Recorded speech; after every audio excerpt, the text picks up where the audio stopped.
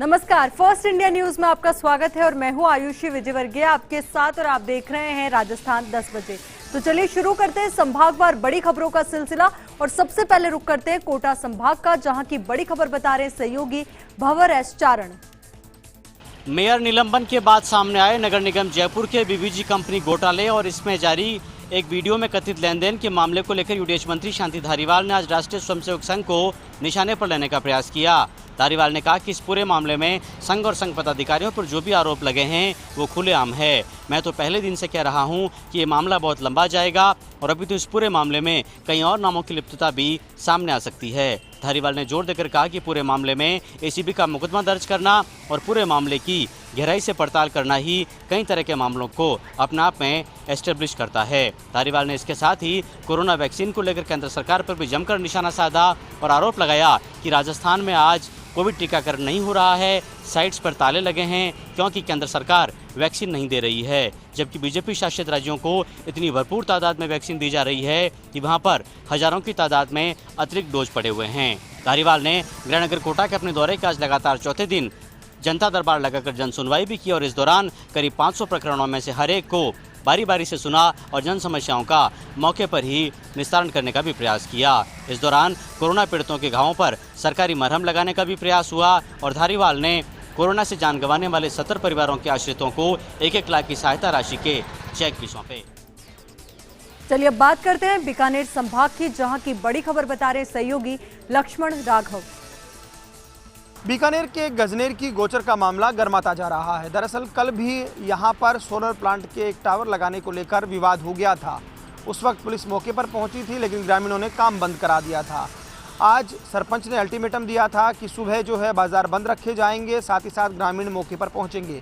वैसा ही हुआ। इधर पुलिस ने भी अतिरिक्त जाब्ता तैनात कर दिया, लेकिन इस बीच पुलिस और ग्रामीणों में झड़प हो गई, जिसमें पुलिस ने लाठीचार्ज भी किया। ग्रामीणों का आरोप था कि कुछ निर्दोष लोगों की पिटाई भी हुई है। इस बीच अतिरिक्त जिला कलेक्टर प्रशासन द्वारा ये निर्देशित किया गया कि सीमा ज्ञान करवाकर दोनों पक्षों की सहमति से काम होगा। लाठीचार्ज को लेकर पूर्व मंत्री देवी सिंह भाटी ने निंदा की है। उन्होंने कहा है कि इस तरह से लाठीचार्ज नहीं होना चाहिए था, ग्रामीणों की बात पुलिस और प्रशासन को सुननी चाहिए थी। तो कुल मिलाकर कहा जा सकता है कि गजनेर के गोचर के मामले में पहले भी गतिरोध बना हुआ था, 200 दिनों से धरना दिया जा रहा था और अभी एक बार फिर ये मामला सुर्खियों में आ गया है। अब जैसलमेर संभाग की बड़ी खबर बता रहे हैं सहयोगी सूर्यवीर सिंह। जैसलमेर के नासना उपनिवेशन तहसील भ्रष्टाचार का अड्डा बन चुकी है। उपनिवेशन में एक के बाद एक लगातार घोटाले सामने आ रहे हैं। पहले फर्जी डिग्री जारी करने का मामला, बाद में फर्जी पट्टा बुक से आवंटन का मामला, अब चालान घोटाले का मामला सामने आया है। जैसलमेर के नाचना उपनिवेशन कुछ समय पहले 17 संदिग्ध आवंटन मिले। जब इसकी जांच की गई तो सामने आया कि बिना फाइल के लिए मुरबे आवंटित कर दिए। फर्जी पट्टा बुक के आधार पर इस तरह से 200 आवंटन हुए और इस मामले की जाँच चल ही रही थी कि एक और चालान घोटाला सामने आया है। चालान में जितनी राशि दर्ज है उससे कुछ राशि ही राजकोष में जमा की गई है। अब तक 1 करोड़ का घोटाला सामने आ चुका है और ये मामला उस समय पकड़ में आया जब फर्जी पट्टों से जमीन आवंटन की जांच चल रही थी। ऐसे में यह मामला उसी से जुड़ा हुआ होने से अब सीधे तौर पर एसीबी ही इस मामले की जांच करेगी। फर्जी पट्टों के मामले में शुरुआती 17 प्रकरणों को एसीबी में एफआईआर पहले ही दर्ज हो चुकी है। पूरा मामला यूं है कि सरकार द्वारा नहरी क्षेत्र में सामान्य और विशेष श्रेणी में कृषि जमीन आवंटित की जाती है। दोनों ही श्रेणी में पैसे जमा करवाने की व्यवस्था चालान से ही होती है। ऐसे में वर्तमान में तो चालान बैंक में जमा होते हैं, लेकिन कुछ साल पहले तहसील में ही ट्रेजरी अधिकारी चालान जमा कराता था। एक चालान की 3 कॉपी निकलती थी, जिसमें 2 कॉपी तहसील में और 1 कॉपी किसान के पास रहती थी। उदाहरण के तौर पर 80,000 का अगर चालान निकलता है और किसान को 80,000 की रसीद भी दे दी, लेकिन चालान की कॉपी में हेराफेरी का राजकोष में 80,000 की जगह सिर्फ 80 रुपये ही जमा करवाए जाते हैं। फर्जी पट्टा बुक से आवंटन के मामले में जांच के दौरान चालान घोटाला ऐसे सामने आ गया है। जानकारी के अनुसार अब तक 1 करोड़ का घोटाला सामने आ चुका है और इससे सभी चालान वास्तविक रूप से 35 से 90,000 तक के थे और राजकोष में जमा राशि सैकड़ों में ही है। सूत्रों के अनुसार यह घोटाला 5 करोड़ से भी ज्यादा हो सकता है। ऐसे में इस पूरे मामले की जांच उपनिवेशन सतर्कता अतिरिक्त आयुक्त महावीर प्रसाद कर रहे हैं। इस पूरे मामले में अभी तक ये साफ नहीं हो पाया है कि तहसील नंबर 1 व 2 में मिले चालान घोटाले में किसान शामिल है या नहीं। यदि किसान शामिल नहीं है तो क्या उनकी किस्तें अभी भी बाकी है? हालांकि उनकी तरफ से किस्तें जमा करवा दी गई है और सरकारी रिकॉर्ड में उनकी किस्तों का भुगतान अभी तक नहीं हुआ है। ये जांच का विषय है और आगामी जांच में ही सामने आ पाएगा। चलिए अब बात करते हैं उदयपुर संभाग की, जहां की बड़ी खबर बता रहे सहयोगी आशीष। राजसमंद भाजपा में गतिरोध उस वक्त थम गया जब भीम प्रधान विरम सिंह मीडिया के सामने पेश हुए और वीडियो रमेश चंद्र मीणा को पूरे मास्टरमाइंड बता दिया। हालांकि अब देखना यह होगा कि बीजेपी प्रधान या पूर्व मंत्री के खिलाफ क्या एक्शन लेती है। इससे पहले पूर्व मंत्री और भीम से पूर्व विधायक हरि सिंह रावत पर प्रधान बनने के लिए 27 लाख रुपए लेने का आरोप लगाकर सनसनी मचाने वाले विरम सिंह आज शाम अचानक से मीडिया के सामने पेश हुए। प्रधान विरम सिंह ने कहा कि भीम वीडियो रमेश चंद्र मीणा उसे लेकर ब्यावर गए थे, जहां उसे नाश्ते में कुछ खिलाया, जिसके बाद वो अपनी सुध-बुध खो बैठे। जब उन्हें होश आया तो वह जयपुर के होटल में थे।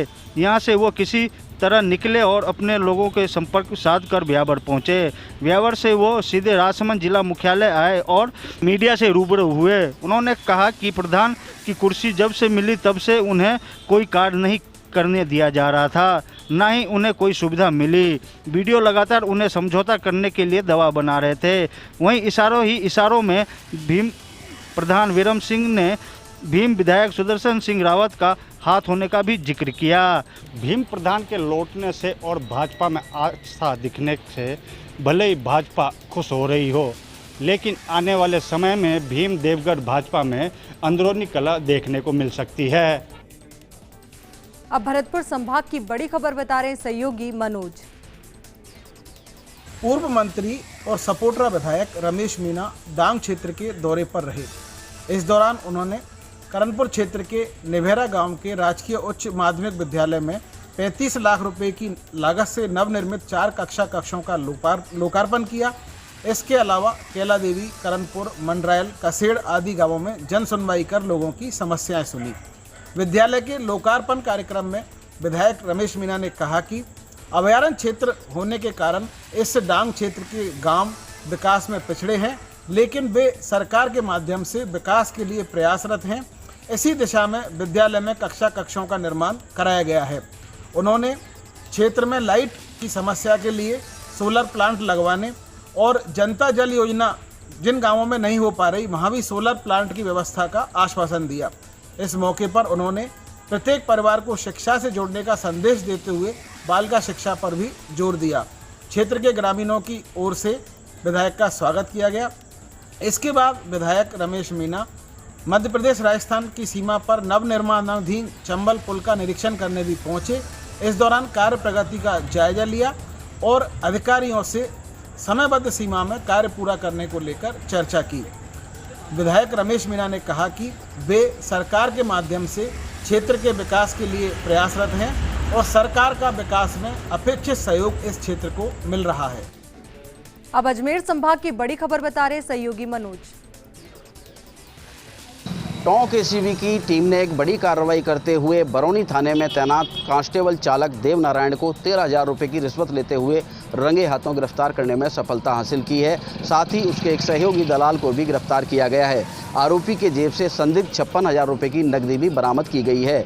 एसीबी के एएसपी आहत खान ने बताया कि टाटीथली गांव निवासी रामनारायण ने कार्यालय में उपस्थित होकर एक परिवाद दर्ज कराया था, जिसमें बताया गया था कि वह अपने आवास का निर्माण करा रहा है, जिसके लिए बद्री उसका भतीजा ट्रैक्टर ट्रॉली में लेकर आ रहा था। तभी अचानक वहां पर बरौनी थाना पुलिस की गाड़ी आ गई, जिसे देखकर वह ट्रॉली को वहीं छोड़ ट्रैक्टर को लेकर चला गया और पुलिस के जाने के बाद ट्रॉली भी ले आया। उसके कुछ देर बाद ही श्योपुर गांव निवासी पप्पू गुजर का उनके पास फ़ोन आता है और वह आरोपी के लिए 40,000 रुपये की रिश्वत की मांग करता है, जिसका भौतिक सत्यापन कराए जाने पर मामला सही पाया गया और 13,000 रुपये में मासिक बंदी के बतौर तय हुआ, जिस पर कार्रवाई करते हुए तयशुदा स्थान पर पूर्ण नियोजित रणनीति के तहत पाउडर लगे नोट देकर परिवादी को भेजा गया, जहां रिश्वत की राशि लेते ही दोनों को ट्रैप कर लिया गया। फिलहाल दोनों से ही एसीबी पूछताछ कर रही है।